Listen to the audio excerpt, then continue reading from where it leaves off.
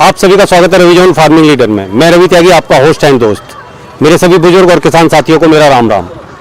तो साथियों, आज हम डॉक्टर साहब से जानेंगे कि हम गेहूं और अपने धान के नए जो बीज हैं, जो उन्नत किस्में हैं, उन्हें बोकर अपनी कैसे पैदावार बढ़ा सकते हैं और अपने आप को आत्मनिर्भर कर सकते हैं। तो चलिए जानते हैं उनसे।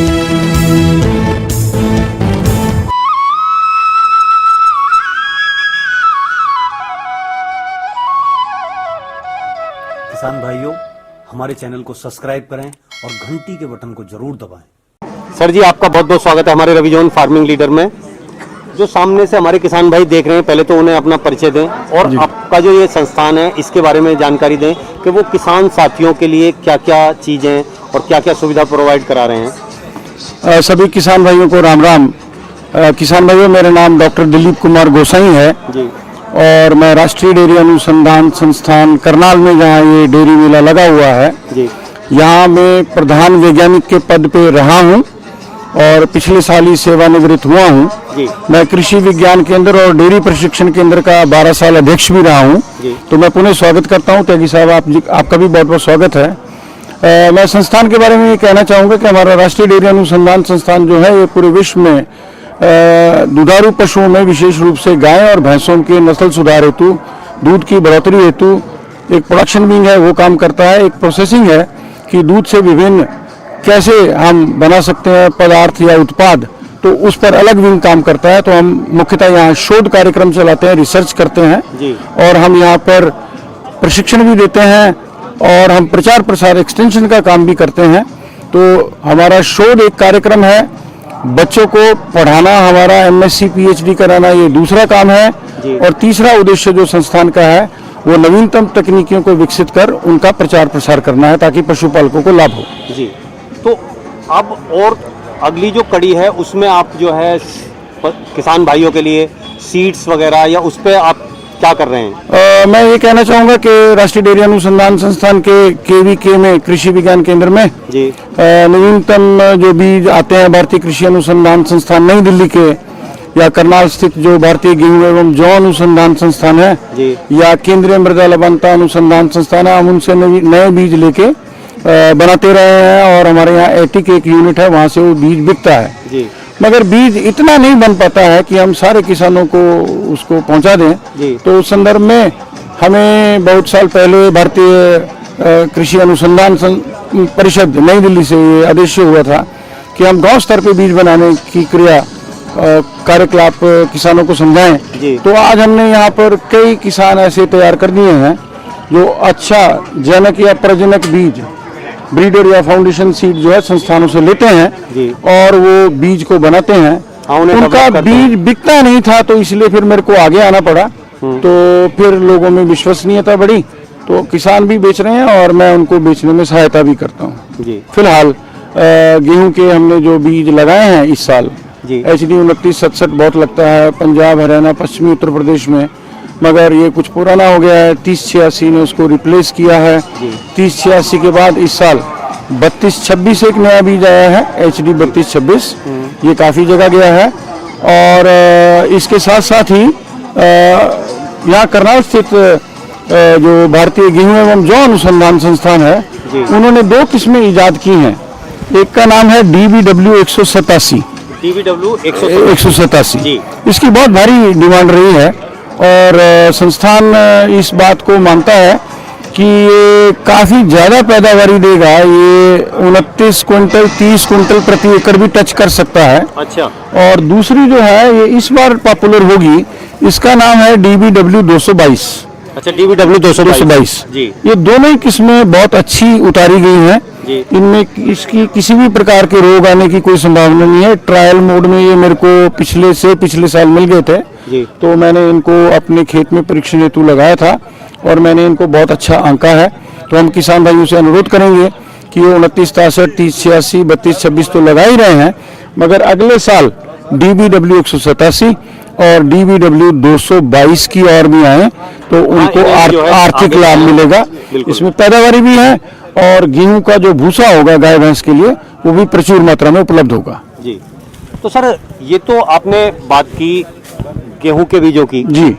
अब जैसे कि आगे अभी गेहूं की फसल कटने के बाद में फिर हमारी जो है जी। धान की यानी कि राइस की फसल जी लोग लगाएंगे, उसकी पौध तैयार करेंगे। तो उसके लिए आपने कौन से सीड्स या आपका जो संस्थान है वो कौन से सीड जो किसान भाइयों को प्रोवाइड? हमारे यहाँ राष्ट्रीय डेयरी अनुसंधान संस्थान से मुख्यतः जो बीज बने हैं जी वो पूसा बासमती 1509 का है जी और पूसा बासमती 1718 का है। इससे 2 साल पहले हम पूसा 44 भी लगाते रहे हैं, पूसा 44। जी ये देश भर में पंजाब में बहुत ज़्यादा किसान भाई इसको अच्छा समझते हैं, तो इस बार नहीं लगाया गया है। तो हम किसान भाइयों से अनुरोध करेंगे कि जो मोटा वाला धान लगाना चाहते हैं जिसको PR राइस कहते हैं, तो PR में मुख्यतः PR 114, PR 121, PR 122, PR 124, PR 126। जी PR 126 काफ़ी पॉपुलर होने लगा है। ये पंजाब कृषि विश्वविद्यालय लुधियाना का है, मगर इसमें पीली डोडी का रोग आ जाता है, तो उसमें लोग ध्यान रखेंगे। मगर ये बहुत जल्दी पकता है और पैदावारी भी 30-32 कुंटल प्रति एकड़ के आसपास है। PR 127 भी आ गया है, उसको भी हल्का 1-2 एकड़ में भैया लोग जो है एक्सपेरिमेंट कर सकते हैं। बिल्कुल बिल्कुल। और जहाँ तक हम सुगंधित बासमती की बात करें, सुगंधित बासमती धानों में हरियाणा और पंजाब पूरे विश्व में जाने जाते हैं। यहाँ की पूसा 1121 बहुत ही ज़्यादा प्रभावी रही है और अंतर्राष्ट्रीय बाजार में हमारी धूम है। मगर भारतीय कृषि अनुसंधान संस्थान नई दिल्ली ने पिछले 3 सालों से एक नई किस्म उतार दी है 1121 की तुलना में। उसका नाम है पूसा बासमती 1718। ये 1121 की तुलना में प्रति एकड़ जो है 4 कुंटल ज़्यादा से ज़्यादा पैदावारी और बढ़ा सकती है। तो किसानों को उतनी ही समय में उतनी खर्चे में अगर 17-18 लगा के 11-21 की तुलना में लाभ हो रहा है तो हम सलाह देंगे कि वो लगाएं। अगर वो कम अवधि की लगाना चाहते हैं, विशेष रूप से पश्चिमी उत्तर प्रदेश में काफ़ी प्रचलन है और कुछ भैया लोग हमसे बीज ले भी गए हैं, तो उस बासमती किस्म का नाम है पूसा बासमती 1509। ये 120 दिन में पक जाती है और ये करीबन 24 कुंटल के आसपास जो है पैदावारी देगी। तो हम किसान भाइयों से अनुरोध करेंगे कि वो अच्छे विश्वसनीय स्रोत से बीज लें। और मैं ये जरूर कहा करता हूँ कि हर खेत में हर साल हर बीज जो लगता है वो नया और विश्वसनीय स्रोत से होना चाहिए। घर का बीज लगाने से गुरेज और परहेज करें किसान, क्योंकि उससे वो इतनी पैदावारी नहीं ले पाते हैं। तो सर, जैसा कि आजकल मैं देख रहा हूँ यूट्यूब पर और अलग माध्यमों से कि हमारा काला गेहूं और काला चावल, जी जी जी, ये क्या चीज है सर? बहुत से ऐसा लोग है, कमेंट करके मुझसे पूछते हैं। मैं आपके साथ हूँ जी। ये बहुत अच्छा प्रश्न पूछा था कि साहब आपने। मैं ये कहना चाहूँगा कि इस तरफ इसका भी ज़्यादा प्रचलन हरियाणा पंजाब में नहीं हुआ है जी। और कई एंटरप्रेन्योर हैं। ये पीछे आप देख सकते हैं, एक कंपनी है विग्नेट हाईटेक सीड कंपनी, तो इन्होंने हमसे संपर्क किया, तो हमने सलाहकार के रूप में इनको चक हाउ, ये मणिपुर का ब्लैक राइस सीड है, ये उपलब्ध करा के दिया था एक्सपेरिमेंटल मोड में। अब तो इनके पास बहुत ज़्यादा हो गया है, तो परीक्षण हेतु मैं देखना चाहता था कि कैसा लगा है। तो YouTube पे इसकी हमारी वीडियो भी है, जहाँ जहाँ लगा था लोग देख पाएंगे। तो मैं ये कहना चाहूँगा कि ये धान जो है काला वाला चावल चक हाउ मणिपुरी, ये बहुत ही बेहतरीन है और कई बीमारियों के इलाज हेतु इसकी सिफारिश है और इसकी डिमांड बहुत ज़्यादा है। सुना है Amazon.com पे ये 500 रुपये किलो में भी बिकता है इसका चावल जो है जी। तो मैं ये कहना चाहूँगा कि इसको अगर किसान लगाना चाहते हैं तो 12 किलो के आसपास इसका बीज लगता है पौध तैयार करने में, और 1 एकड़ में ये 155 दिन 150 दिन में तैयार होता है। बहुत लंबी हाइट ले लेता है ये और लगभग 12 से 15 कुंटल इसकी पैदावारी आती है। मगर जो किसानों ने लगाया उसको बेचने में थोड़ी दिक्कत है जी। तो ये स्वयं बेचेंगे कि वो किसी बड़े हब से कनेक्ट करके इसको हाथ डालें। फिलहाल घर के खाने के लिए 2 कनाल में 2 बीघे में 1 बीघे में वो लगा सकते हैं, क्योंकि स्वास्थ्यवर्धक चावल माना गया है। जहाँ तक काले गेहूं की बात करें तो ये मोहाली में एक सेंटर है, वहाँ से निकाला गया है और काले गेहूं में भी बहुत विशेषताएं पाई गई हैं। ये भी कई रोगों से लड़ने की क्षमता रखता है और उत्तरी भारत में इसका अब काफ़ी डिमांड बढ़ने लगा है। इस साल मध्य प्रदेश तक भी बीज गया है हमारे सौजन्य से, तो हम कहेंगे कि आप काला वाला गेहूं कुछ रकबे में अपने घर के खाने के लिए और काला वाला धान या चावल उसके बाद में बनवा लेंगे, वो आप लगा सकते हैं। मगर काला गेहूं बिकने में कोई दिक्कत नहीं है जी। मगर काला वाला चावल बिकने में दिक्कत हो सकती है।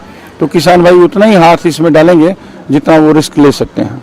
तो डॉक्टर साहब, जैसा कि आपने कहा कि किसान भाइयों की हेल्प के लिए जी, किसान भाई अच्छे बीजों का इस्तेमाल करके कैसे आगे अपनी पैदावार बढ़ा सकते हैं, उसके बारे में किसान भाइयों से और आप क्या कहना चाहेंगे?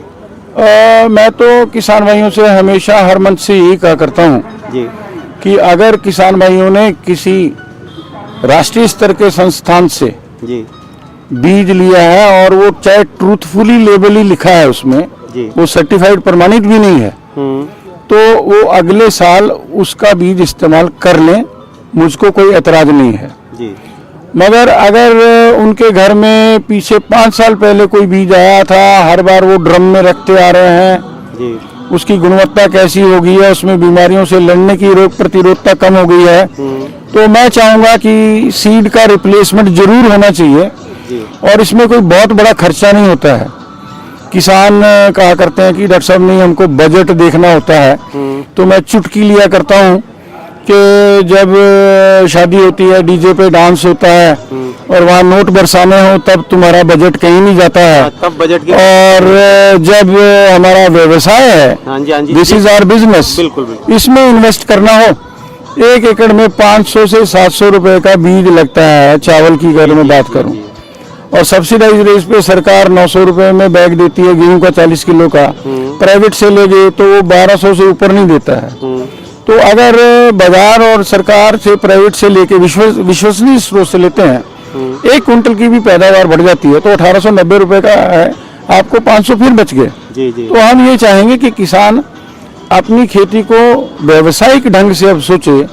वो जमाना लट गया कि जब हम चलते थे कि यहाँ हो रहा है खेती कर रहे हैं, तो किसान भाइयों से हम ये कहना चाहेंगे कि आप अधिक जानकारी के लिए आपके चैनल को जरूर देखते रहें और कोई प्रश्न हो तो आप हमसे संपर्क कर सकते हैं। मेरा नाम है डॉक्टर दिलीप गोसाई और मेरा टेलीफोन नंबर नोट कर लें 921 57 57 800 921 57 57 800। धन्यवाद डॉक्टर साहब, आपने ये जानकारी दी और ये इतनी अच्छी बातें बताई, उसके लिए आपका बहुत बहुत धन्यवाद। बहुत बहुत शुक्रिया त्यागी साहब, मैं आभारी हूँ आपके चैनल का कि आपने थोड़ा बहुत किसानों के लिए ये जो एक अच्छा प्रयास किया है, ये दूरगामी प्रभाव लाएगा और लोग आपको बधाई देंगे कि आप अच्छा काम कर रहे हैं। बहुत बहुत शुभकामनाएं। नमस्कार साथियों, ये वीडियो आपने देखी, अगर ये वीडियो आपको अच्छी लगी हो तो वीडियो को लाइक करें, शेयर करें, चैनल को सब्सक्राइब करें और घंटी के बटन को जरूर दबाएं। ये वीडियो देखने के लिए आप सभी का बहुत बहुत धन्यवाद। मैं रवि त्यागी, रवि ऑन फार्मिंग लीडर से।